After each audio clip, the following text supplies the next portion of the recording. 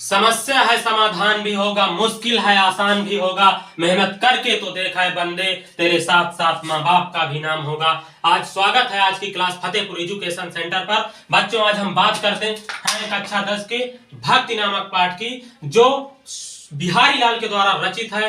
बिहारी लाल के द्वारा यह पाठ लिखा गया है, रचा गया है। इसमें जो पंक्तियां हैं भक्ति और नीत के दोहे, तो हम भक्त का जो पैराग्राफ है हम 8 लाइन यहाँ पर पहले से लिख चुके हैं। उनको आपको एक एक पंक्ति का आराम से व्याख्यित रूप एकदम से व्याख्यान करके सही ढंग से आपको विस्तृत रूप से बताएंगे, ताकि आप बोर्ड परीक्षा में एकदम 90+ नंबर अच्छी प्रकार से ला सकें। तो बच्चों अपनी कॉपी फटाफट निकाल लीजिए, किताबें निकाल लीजिए, अपनी किताब में भावार्थ इन पंक्तियों को मिलाइए और भावार्थ उसको क्रिएट कीजिए। एकदम से क्रिएट करके उसको एकदम अपने दिमाग में एक प्रकार से सेट कीजिए, और अपने कॉपी में जो भी भावार्थ, जो भी एक वर्ड लिखे हैं, जो कठिन शब्द लगे, उनको आप आसानी से लिख लीजिए, उनका भावार्थ लिख लीजिए, उन शब्दों का अर्थ लिख लीजिए, ताकि आपको दोबारा रिवाइज करने में दिक्कत ना हो। तो हम शुरू करते हैं यहां से। यहां पर पहली पंक्ति है, मेरी भव बाधा हरो राधा नागर सोए। यहां पर देखिए पहली पंक्ति हमने लिख दिया है, मेरी भव बाधा हरो राधा नागर सोए।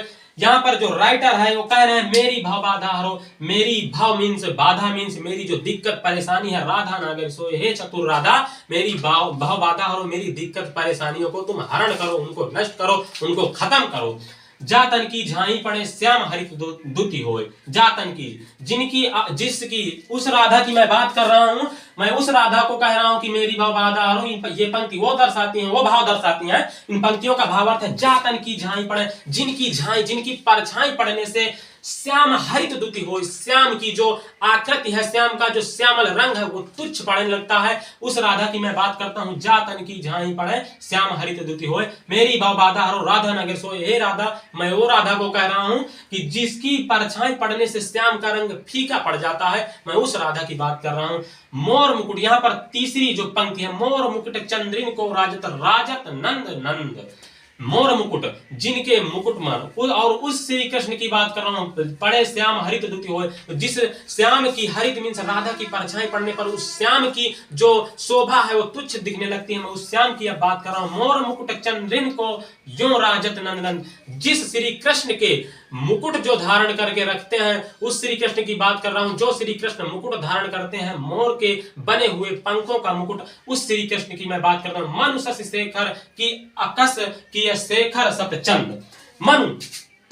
मनु शशि शेखर की असत की शेखर सतचंद। मनु और उनकी शोभा इतनी बढ़ जाती है, मैं उन श्री कृष्ण की बात करता हूं, उनकी शोभा इतनी बढ़ जाती है जब वह मोर के पंखों के द्वारा निर्मित मुकुट को अपने सर पर धारण करते हैं, कि उनको मनु शशि, मान लीजिए श्री कृष्ण की इतनी शोभा बढ़ जाती है जैसे कि भगवान शिव को कामदेव मोह रहे हो, कामदेव परेशान कर रहे हो, जो काम परेशान करता है पुरुष की। ये पंक्तियां ये दर्शाती हैं। यहाँ पर चौथी जो 4 लाइन कंप्लीट हो गई। यहाँ पर जो 5वीं लाइन है, सोहत ओढ़े पीठ पतु श्याम सलोने गात। सोहत ओढ़े, सोहत, इतनी शोभा बढ़ी हुई है, यहाँ की शोभा बढ़नी नहीं जा रही है। बिहारी लाल अपनी पंक्तियों में ये भाव दर्शा रहे हैं, सोहत ओढ़े पीठ पतु श्याम सलोने गात। वैसे तो भगवान श्री कृष्ण को हम अपने शब्दों में, हमारे पास उतने शब्द ही नहीं है कि उनकी महिमा की, उनकी सुंदरता का हम वर्णन कर सके। शोभा ओढ़े, पहली बात तो इतनी वहां की शोभा बढ़नी नहीं जा रही, इतनी शोभा दृश्य में, इतनी आकर्षकमय शोभा है।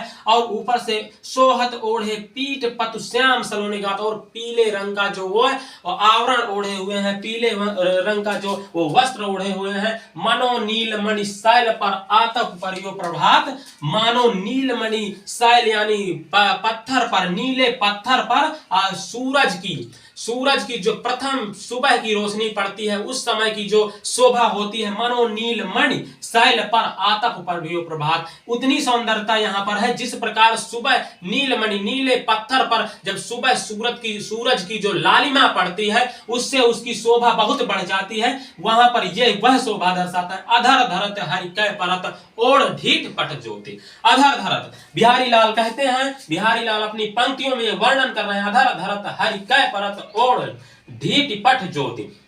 अधर मीन्स होता है, यहाँ पर यह दर्शाता है अधर धरत हरि तय परत। अधर जब भगवान श्री कृष्ण बांस की जो बांसुरी है अपने होठों पर रखकर ओढ़ ढीठ पर ज्योति, जब उस पर स्वर का वह अनुभव करते हैं, स्वर को वह विकर्ण करते हैं, एकत्रित करते हैं, संग्रह करते हैं, स्वरों को जब छेड़ते हैं, बिखेरते हैं, हरित बांस की बांसुरी इंद्रधनुष रंग होती। तो लेखक यहाँ पर तब यहाँ पर वर्णन कर रहा है हरित बांस की बांसुरी, हरे बांस की जो बांसुरी है इंद्रधनुष रंग होती। जिस जब भगवान श्री कृष्ण बांस के द्वारा बनी बांसुरी